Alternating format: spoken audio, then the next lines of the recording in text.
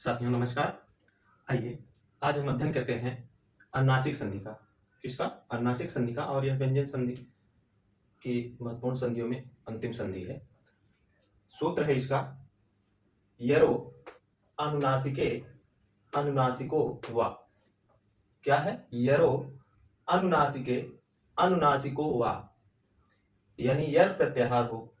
यर क्या है? एक प्रत्याहार है। अनुनासिक वर्ण है, अनुनासिक फिर लिखा है, और फिर वा यानी विकल्प से अथवा से। ठीक, यानी कुल मिलाकर यह सूत्र यह कहता है अनुनासिक संधि का कि यरो अनुनासिके अनुनासिको वा कि यर प्रत्याहार के बाद यदि अनुनासिक वर्ण है, यर प्रत्याहार के बाद। कैसे यर प्रत्याहार के बाद? पदांत यर के। और पदांत यर से मतलब क्या है? यर के अंतर्गत आप जानते ही हैं कि सभी व्यंजन वर्ण आ जाते हैं हा को छोड़कर। केवल हा यर वर्ण में नहीं गिना जाता, बाकी यर प्रत्याहार के अंतर्गत सभी व्यंजन वर्ण आते हैं। ठीक, तो यानी यर प्रत्याहार के बाद यदि अनुनासिक वर्ण आए तो विकल्प से अनुनासिक होता है, यही है सूत्र कहता है। अगर हम इसको इसका अर्थ लिखें तो क्या लिखेंगे?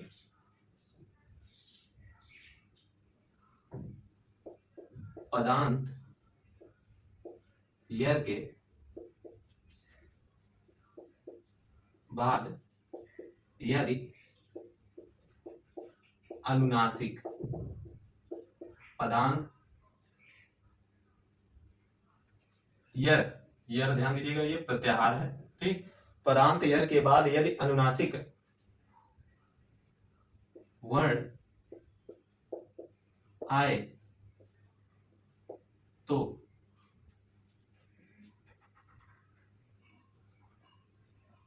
यर के स्थान पर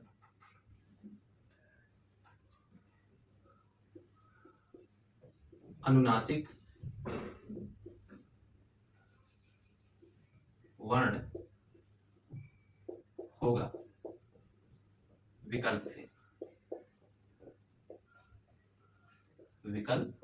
ठीक, कैसे होगा? विकल्प से होगा।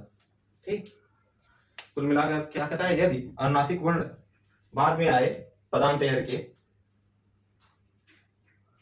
तो क्या होगा?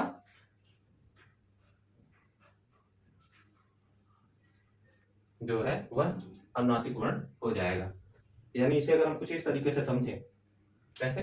देखिए, पूर्व वर्ण, पर वर्ण, पूर्व वर्ण, पर वर्ण और संधि वर्ण या आदेश वर्ण हम जिसे कहते हैं। ठीक,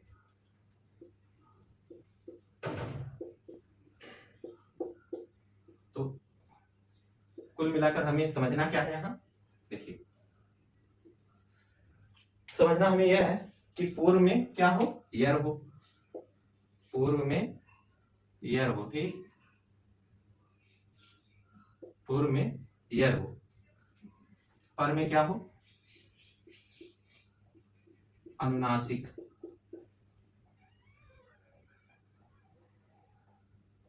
अनुनासिक वर्ण। पूर्व में पर यर हो और पर में अनुनासिक वर्ण हो।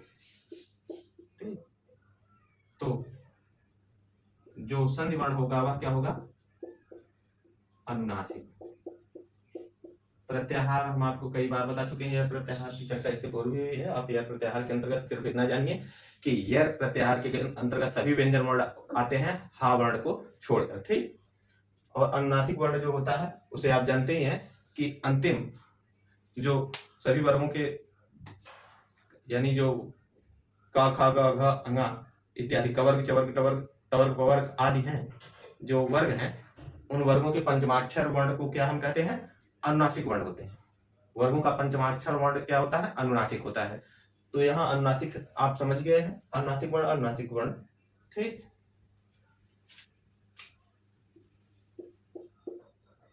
यानी यहाँ क्या हो जाएगा? देखिए, यहाँ हा को छोड़कर यह वर्ण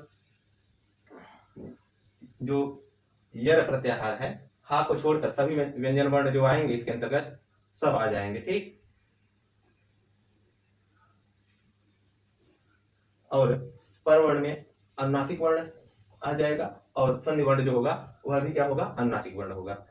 अब उदाहरण अगर हम इसे थोड़ा समझे तो जैसे एक उदाहरण देखिए, प्राक मुख है, क्या है, उदाहरण अगर हम देखें प्राक धनमुख, प्राक धनमुख, इसको अगर हम संधि करेंगे तो अनुनासिक संधि अगर हम करेंगे तो क्या करेंगे, प्राक है, कवर का अंतिम वर्ण क्या होता है, अंग, का खा गा घा, तो क्या हो जाएगा, प्रांग, क्या हो जाएगा, प्रांग और धनमुखा, प्रांग हो जाएगा और मुखा हो जाएगा, क्या होगा, प्रांग और मुखा। अब संधि वर्ण जो होगा वह क्या हो जाएगा, प्रांग मुखर हो सकता है, ठीक, प्रांग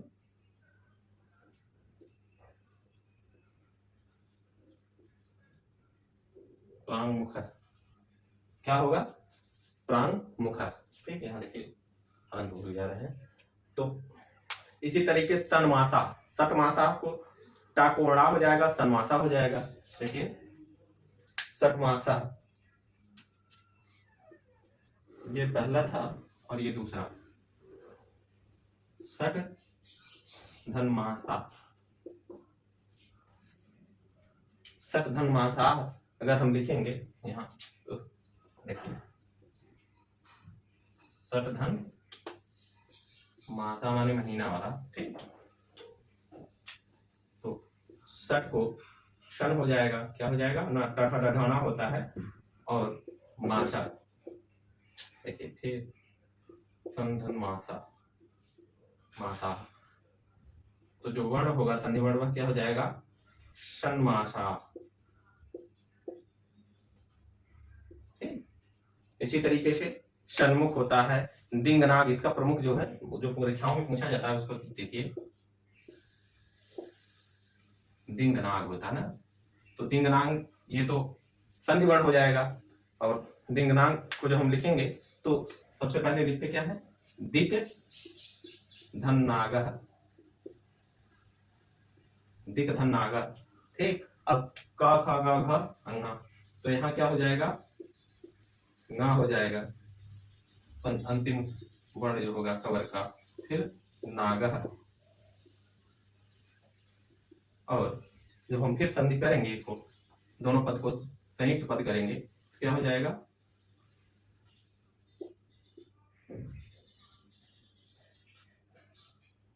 दिग गा हो जाता है, ठीक, ये अंगा होगा, अंगा, ठीक, हाँ कह रहे थे गा, अभी हम कह रहे थे देखें कौन और क्या बोल रहा है, दिन धन नागा, दिंग नागा।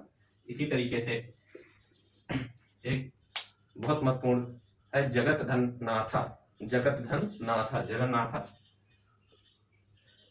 जगत धन नाथा, जगत धन नाथा का हम जब संधि करेंगे तो क्या होगा, जगत त थ द ध न, तो यहाँ क्या हो जाएगा, जगत धन नाथा, दा होगा या ना होगा, जगन होगा, क्या होगा, जगन, त थ द ध न, क्योंकि यहाँ तवर्ग है, तवर्ग का अंतिम जो वर्ण है वह क्या है, ना है, तो हो जाएगा जगन धन नाथा।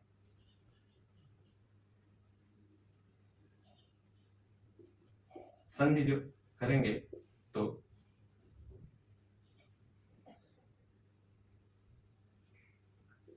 जगन्नाथ शब्द बनेगा, ठीक।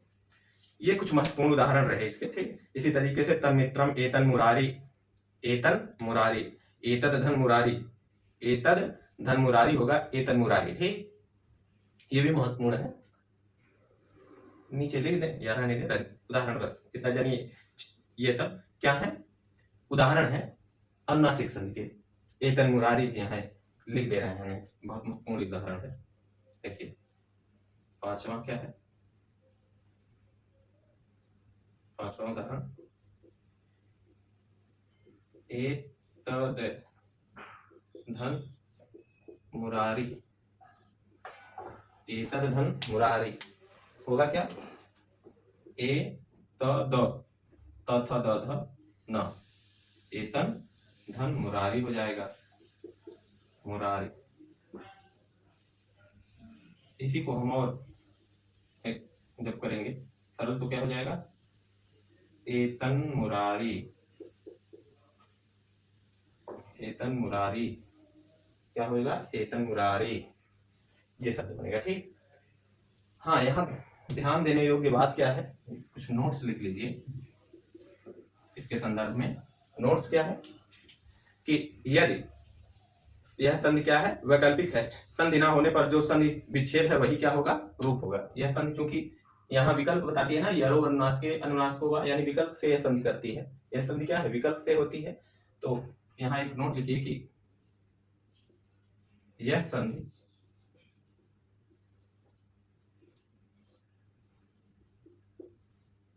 वैकल्पिक है। क्या है? वैकल्पिक है, यानी विकल्प से होती। संधि ना होने की दिशा में, संधि ना होने की दशा में, होने की दशा में क्या होगा? जो संधि विच्छेद है वही रूप होगा। जो संधि विच्छेद है वही रूप होगा। ठीक। यानी अगर संधि नहीं होगी तो क्या होगा? दिंगनाग ना होकर दिक्नागा होगा। ठीक। संधि जब नहीं होगी तो जो विच्छेद ही है वही होगा। अगर पूछेगा दिंगनाग का क्या होगा, तो दिक्नाग ही होगा, अगर संधि अनुनासिक संधि ना की जाए तो। ठीक। अब एक वार्तिक है, प्रत्यय भाषायाम नित्यम। क्या है? प्रत्यय भाषायाम नित्यम। यह क्या करता है? अनुनासिक वर्णों से प्रारंभ होने वाले जो प्रत्ययों के बाद में आने पर पदांत य के स्थान पर नित्य से अनुनासिक हो जाता है। यह क्या करता है? नित्य अनुनासिक करता है। जैसे तन्मात्रम, चिन्मयम, वाङ्मयम आदि के उदाहरण हैं। ठीक।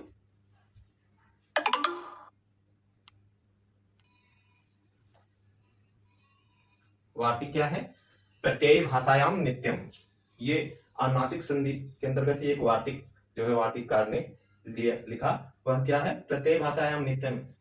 यह कहता है कि अनुनासिक वर्णों से प्रारंभ होने वाले प्रत्ययों के बाद में आने पर, ध्यान से सुनिएगा, अनुनासिक वर्णों से प्रारंभ होने वाले प्रत्ययों के बाद में आने पर पदांत यर के स्थान पर नित्य से अनुनासिक होता है। यानी यदि पूर्व में यर है और पर में जो है क्या है?